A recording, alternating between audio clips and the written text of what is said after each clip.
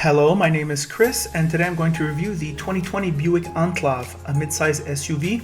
Buick is attempting to set itself up as a semi-premium brand, that is to say, possess many of the high-level attributes of premium brands at a reduced price.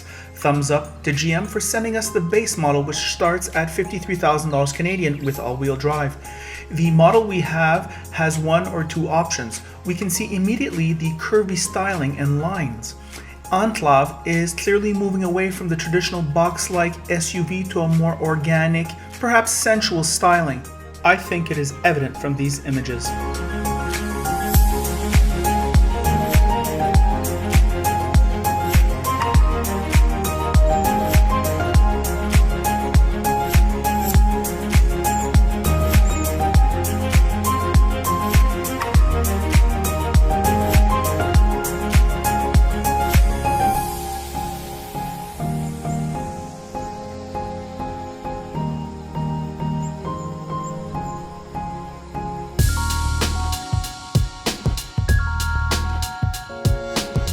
Enclave takes a German-like approach to pricing. That is to say, there are three models, but there are many options for each model, and as soon as you option up a little bit, you might as well take the next model up.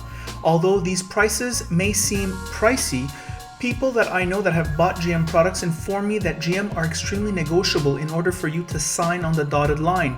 That may appeal to some buyers.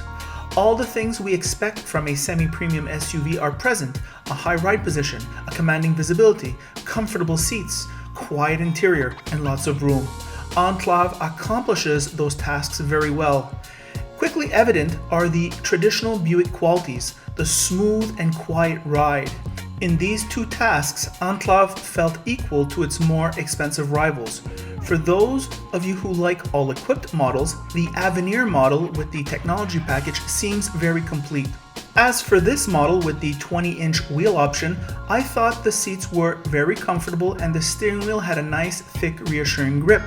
We expect midsize SUVs to be at least as good as the intermediate sedans of the same brand. I noted only a few flaws. The steering wheel controls looked and felt very cheap, and the dashboard looks like it came off a 2015 Verano. This vehicle, as equipped, is $55,000 Canadian.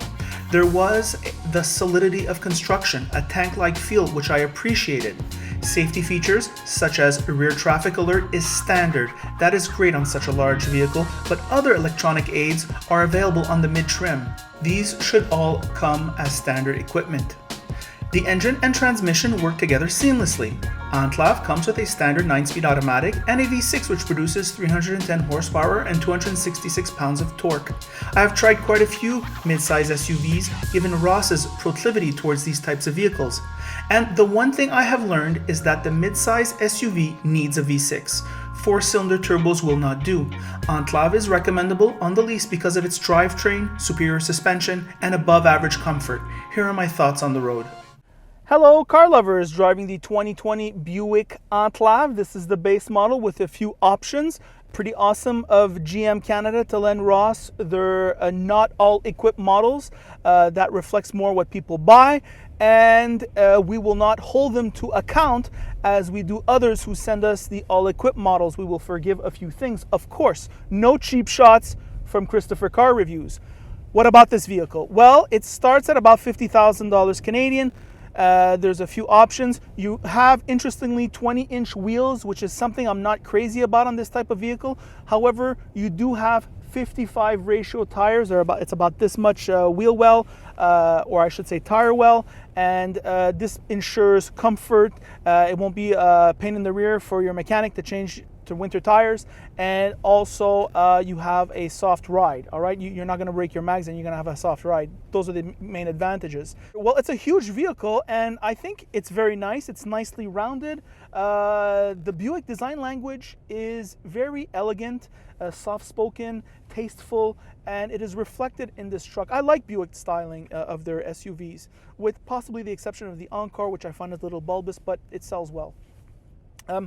What else about this vehicle? Well, on the inside now. On the inside, there's a lot of room here. Pleasantly surprised. For a base model, it feels pretty good. There are a couple of things which it does super well, a couple of things that are okay. But first, I want to put this vehicle in context of its competitors. You're either going to have a competitor that's priced way more than this vehicle or priced less than this vehicle. So for example, if I take the Subaru Ascent, which is a non-premium full-size, or I should rather say a mid-size SUV, it goes maybe for $10,000 less. For this price, you can have an all-equipped model. It's also the case with the Atlas, for example. Those non-premium mid-sized SUVs, and then you have the premium SUVs, which cost $10,000-$15,000 more than this vehicle. Buick is kind of setting itself up to be a semi-premium brand, which is perhaps not unlike the Acura strategy. So what do you get more in this vehicle than you get the non-premium brands? Well, you get the size, it's huge. You get the suspension. I want to talk a little bit about the suspension. I know in my videos I talk a lot about the suspension, but that is why you're watching my reviews. You want to find out things about the vehicle that you can't find out necessarily in the showroom or a 5-minute drive. The suspension is extremely soft without being molasses. Usually at this price level, suspensions are either firm or they're, go on miss, go. They're either firm or they're either very molasses-like. This one kind of does both. It's not firm, it's very soft. I'm driving in Montreal's shitty roads. It's very comfortable, yet it doesn't feel molasses. It doesn't feel too top-heavy, like you're floating on a suspension. It really feels planted and high level. And I think this is the level of the premium brands, the suspension. So very good job, GM. GM is always good with their suspension. Another thing that makes it more high level than other brands is this drivetrain. This automatic transmission combined with this V6 is hyper smooth, very quiet, doesn't draw attention to itself, hyper refined. It's got a nice programming of the gas pedal. That is to say, when you press on the gas pedal, it's never jerky, it's always smooth. It's a high level driving experience. Another thing that you get is that although these are the base seats, and I don't know if this is real leather or synthetic leather, I can't tell, but I can tell you that it's soft, comfortable, and you're well seated in it. A pretty good quality seat for a base model. So that's really the plus value you get from buying this semi-premium. The exterior styling, the seats, the suspension, also the noise on the highway is inexistent, really quiet on the highway. So there's your plus value. What about the other things? Well, some things it does, like it's some of its non-premium competitors, I'd say.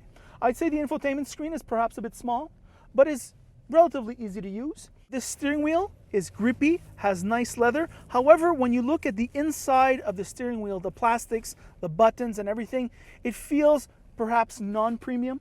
The door handle, the design here is nice, I'd say. However, the buttons feel somewhat like its non-premium competitors. So this is very good. Access to seats 6 and 7, or the third row if you want, is hyper easy. There's quite a bit of room back there. I actually showed a demonstration. I usually don't show demonstrations of those because it's just not something that interests me, but Ross pointed it out to me and I showed it, and it's true. Easy to get into. It's the goods. Lots of space for the second row also. This is a captain's chair, and you have a feeling when you're driving, when you're touching the steering wheel, that there's a feeling of assertiveness. There's a certain feeling of quality and solidity, which is good. Now, this is a brand new vehicle. It has only 400 kilometers, but nevertheless feels really solid. No squeaks, no rattles, bumping along on Montreal's shitty roads. So good stuff, Buick. So what's the final call on this vehicle? Well, I think it's recommendable. It certainly has excellent qualities. The price might put you off a little bit. You might say, well, do I get this or do I get an Acura? Well, I think if you're leasing, this is certainly considerable. Everything, the quality is there where it should be, and where there's things missing, perhaps there isn't the Napa leather, perhaps there isn't the premium sound system, but normally at this level, these vehicles, it is a base model, so we can forgive it for that, and you can also option up if you want to, just like all its competitors. And those are my thoughts. By the way, if you like this video, like it. If you don't like it, don't like it. And if you really like it, you should subscribe. And that is it.